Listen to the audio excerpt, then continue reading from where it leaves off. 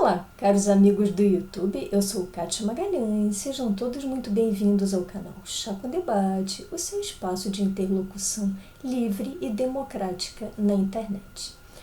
Ontem foi sancionada a medida provisória que prevê a possibilidade de redução na jornada de trabalho e de salários em empresas do setor privado. Como já comentei aqui em vídeo anterior, postado logo após a edição da MP, acredito que essa medida seja bastante salutar e até mesmo necessária em tempos de crise como a que vivemos, sobretudo em prol da preservação dos empregos, ou dos que ainda restarem, e da diminuição no número de falências de empresas do setor privado.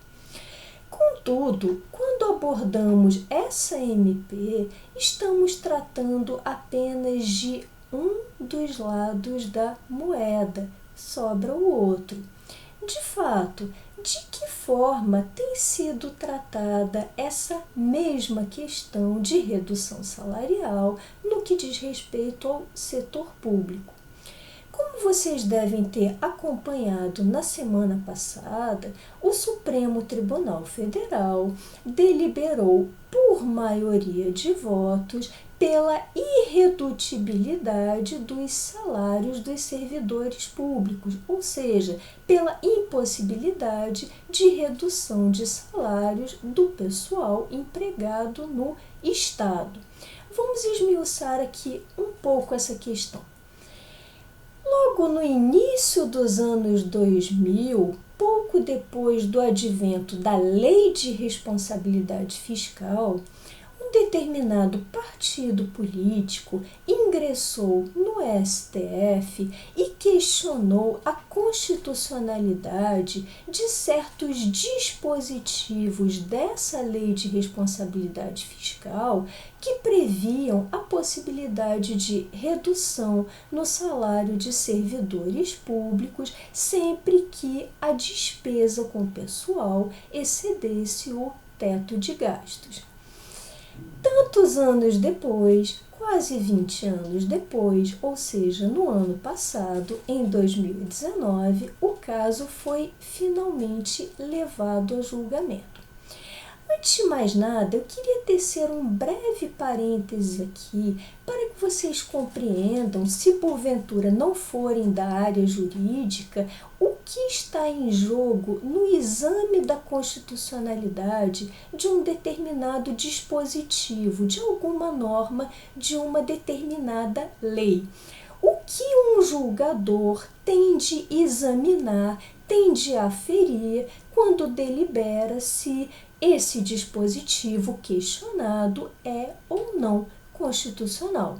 Em última análise, ele tem de apreciar se o dispositivo em questão afronta, é incompatível com alguma norma da Constituição. Ele tem que fazer esse juízo de compatibilidade entre a norma questionada, que está abaixo da Constituição, hierarquicamente, pois a Constituição é a nossa lei maior, e os dispositivos da Constituição.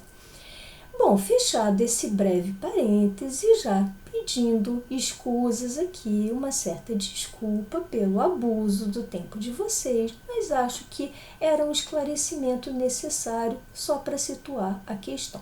Vamos retornar ao julgamento.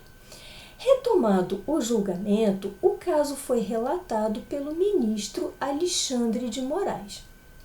Em seu voto, muito bem fundamentado, aliás, Alexandre sustentou que os dispositivos questionados da Lei de Responsabilidade Fiscal são plenamente constitucionais.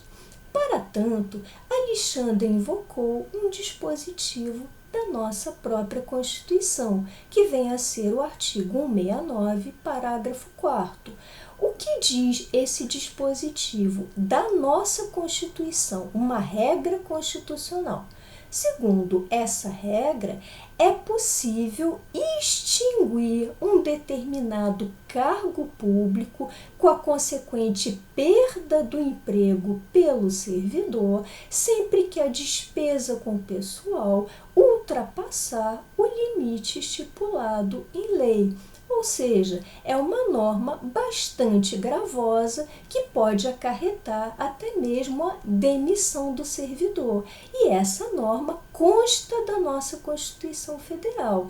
Portanto, por favor, acompanhe o raciocínio do ministro Alexandre. Se a própria Constituição prevê, contempla uma possibilidade que seria muito mais gravosa, que acarretaria muito mais prejuízo ao servidor, que seria a própria perda do emprego, por que não admitir dispositivos que contemplam apenas redução salarial, que é uma medida muito menos séria, muito menos gravosa para o servidor envolvido?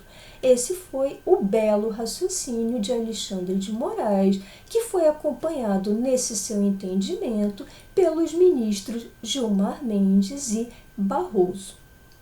Porém, apesar da bela fundamentação do voto, o ministro Alexandre foi vencido e a maioria do tribunal entendeu mesmo pela impossibilidade de redução dos salários dos servidores. Aqui eu gostaria de trazer um outro parênteses para vocês e salientar que essa mesma questão já foi objeto de apreciação por outros tribunais constitucionais mundo afora.